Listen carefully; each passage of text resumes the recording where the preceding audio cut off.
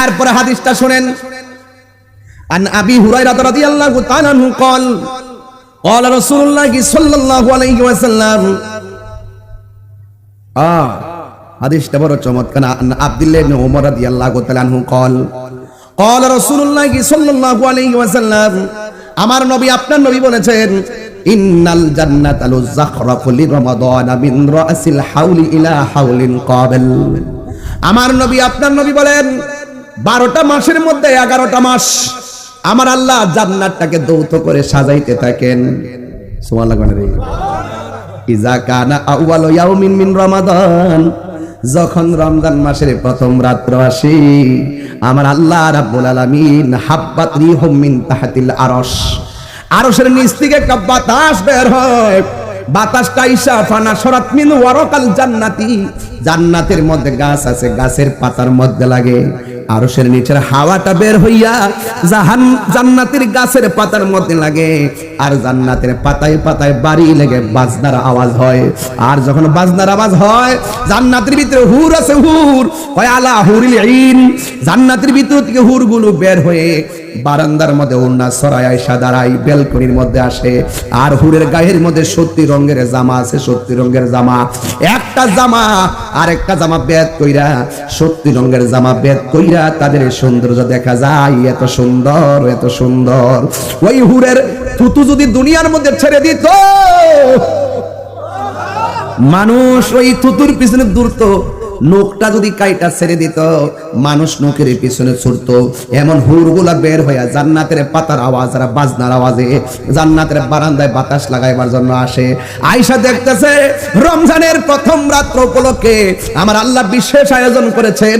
তখন কি করে শুনেন, তখন ওই হুররা বলতেছে ফায়াকুলনা ইয়া রব, হে আমার আল্লাহ, এ যা আল্লাহ না মিন ইবাদিকা, ও আল্লাহ যারা রমজানে ইবাদত করবে, আজওয়াজান ওই সমস্ত ইবাদতকারী আমাদের হুরের জন্য স্বামী বানায়া দেন। আর সুবহানাল্লাহ। কি বানায় দেন?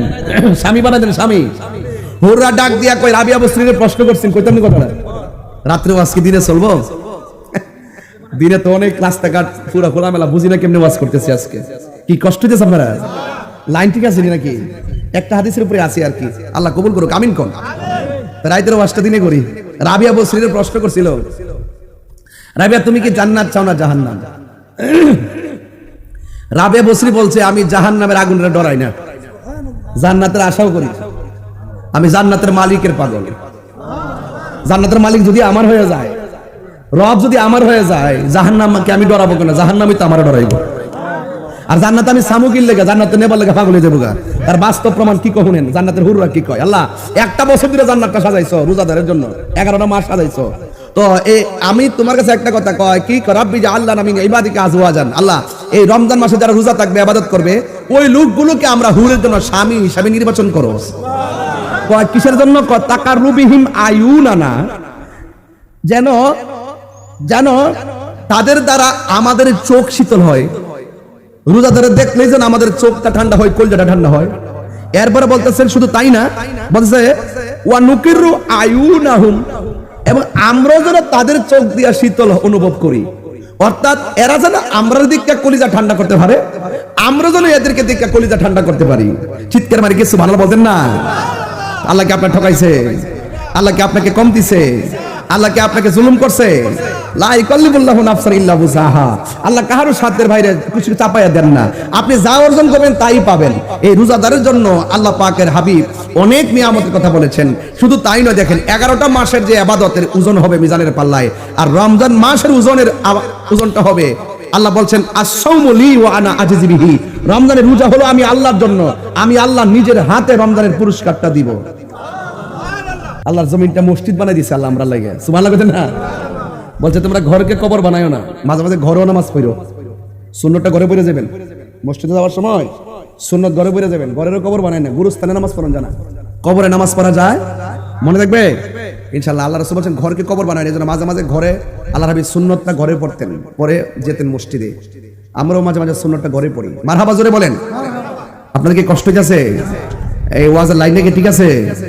শেষ পর্যায়ে কিন্তু এখন কিন্তু তার দুমদন যেত না। মারহাবা জোরে গন, একটু জিকির করেন। আর আপনারা যে ভদ্র মানুষগুলো, ছেলেরা তোমরা বসো, মাদ্রাসা ছাত্রগুলো তোমরা বসো বাবা, তোমরা বসো না, কে লাগে তোমরা সমান থাকতে বাবা কত ওয়াজ শুনছি, শুনতে শুনতে ঘুমাই গেছি গে, শুনতে শুনতে ঘুমাই গেছি।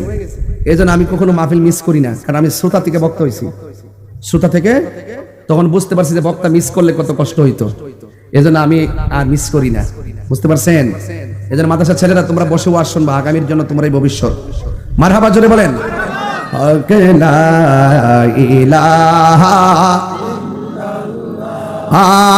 লা ইলাহা ইল্লাল্লাহ, লা ইলাহা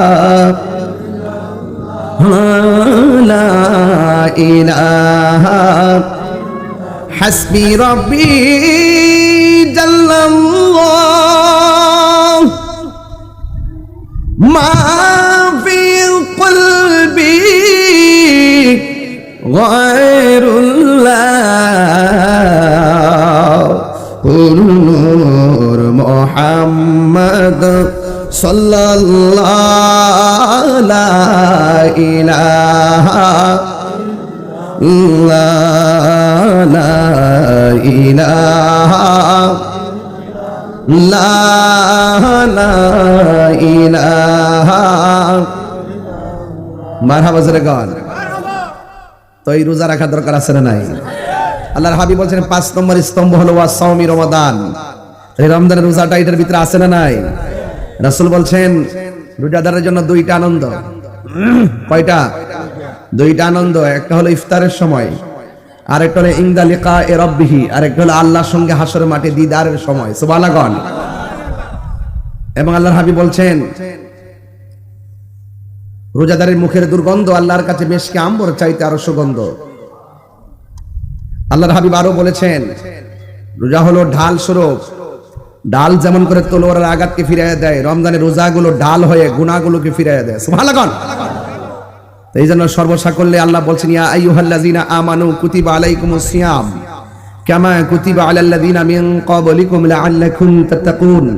আল্লাহ রাব্বুল আলামিন বলছেন হে ঈমানদারগণ, আমরা কি ঈমানদার না বেঈমান?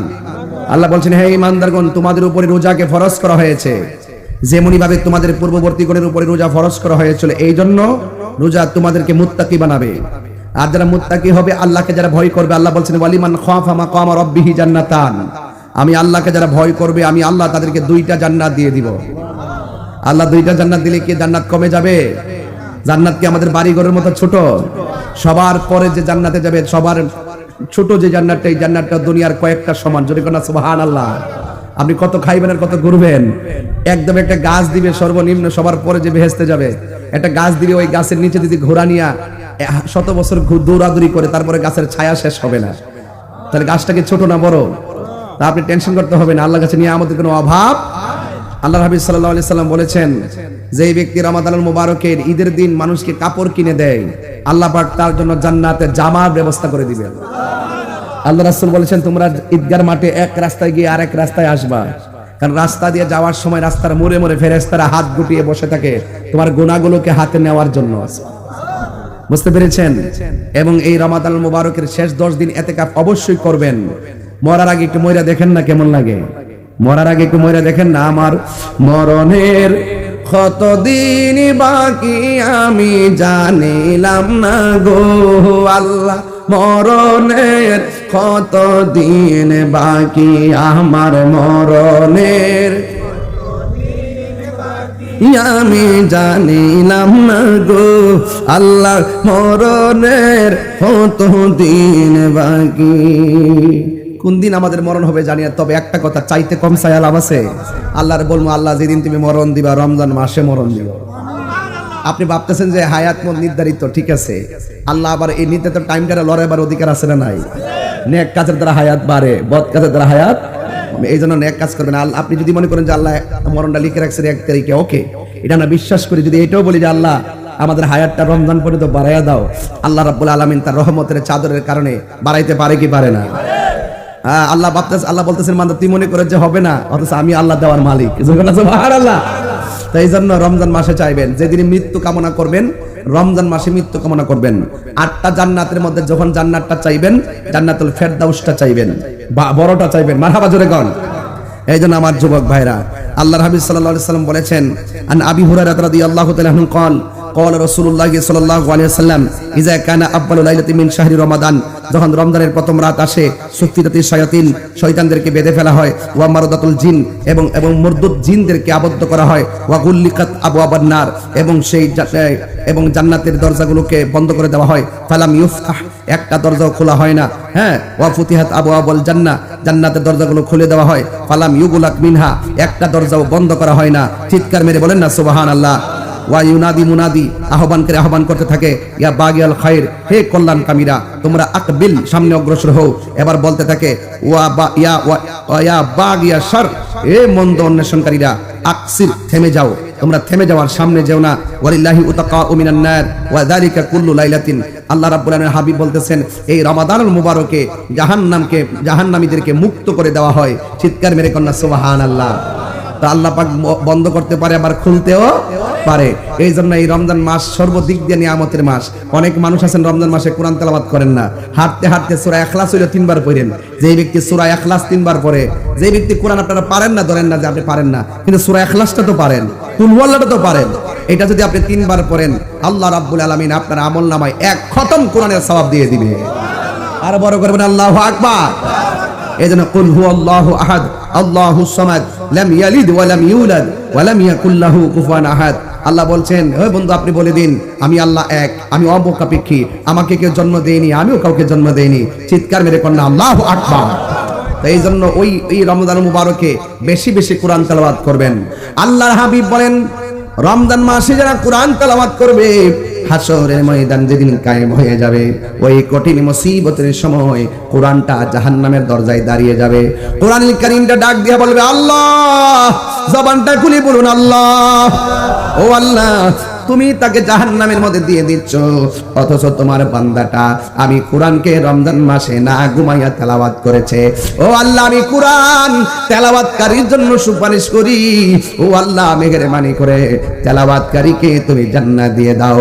আল্লাহর হাবিব সাল্লাল্লাহু তাআলা আলাইহি ওয়াসাল্লাম বলেছেন, হাসরের ময়দানে এই কোরআন তেলাওয়াতকারীর জন্য কোরআনের সুপারিশ আমার আল্লাহ গ্রহণ করবেন। গ্রহণ কইরা আমার আল্লাহ তেলাওয়াতকারীকে জান্নাতের টিকিট দিয়ে দিবেন।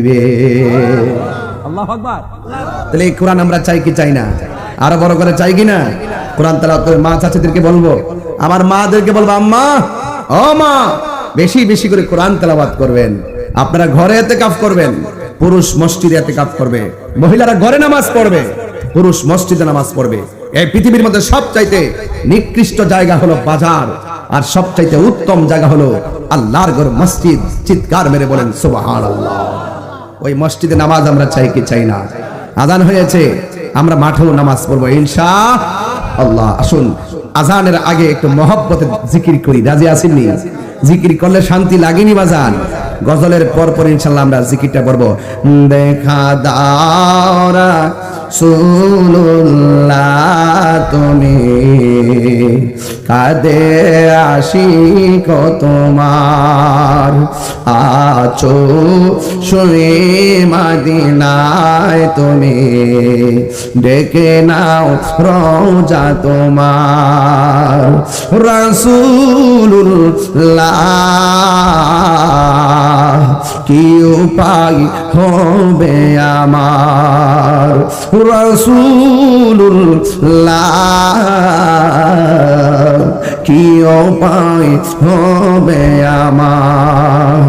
ওই মদিনার পথের ধুলি মাখতাম আমি পেলে সুরমা বলি, ওই মদিনার পথের ধুলি মাখতাম আমি পেলে সুরমা বলি, ফিরে পেত নয়ন নূরেরি আদার, ডেকে নাও রওজা তোমার। রাসূলুল্লাহ, কি উপায় হবে আমার? রাসূলুল্লাহ, কি উপায় হবে আমার? মরণের চিঠি যখন আসবে আমার, কালিমার তালকিন দিও বারে বার। মরণের চিঠি যখন আসবে আমার, কালিমার তালকিন দিও বারে বার। প্রাণ ভরে দেখব চেহারা তোমার, প্রাণ ভরে চেহারা তোমার, ডেকে নাও রোজা তোমার। রাসূলুল্লাহ কি উপায় হবে আমার, রাসূলুল্লাহ কি উপায় হবে আমার। পাইলে নেরা নাহি গো নবী, পাইলে নেরা লাগায় আল্লাহ। কঠিন হাসরের দিনে কে তোরাইবে নবী বিনে, কঠিন হাসরের দিনে কে তোরাবে নবী বিনে।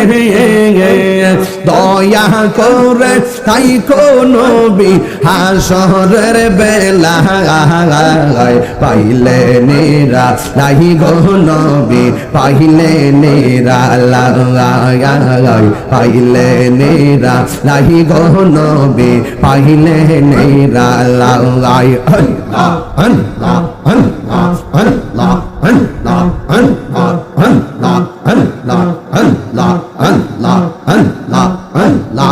একদিন স্বপ্নে দেখলে যারে সব গুনাহ জরিয়া পড়ে, একদিন স্বপ্নে দেখলে যারে সব গুনাহ জরিয়া পড়ে। দয়া করে তাই কোন নিদানের বেলা, পাইলে নেরা লাহি গো নবী, পাইলে নেরা লাগায়।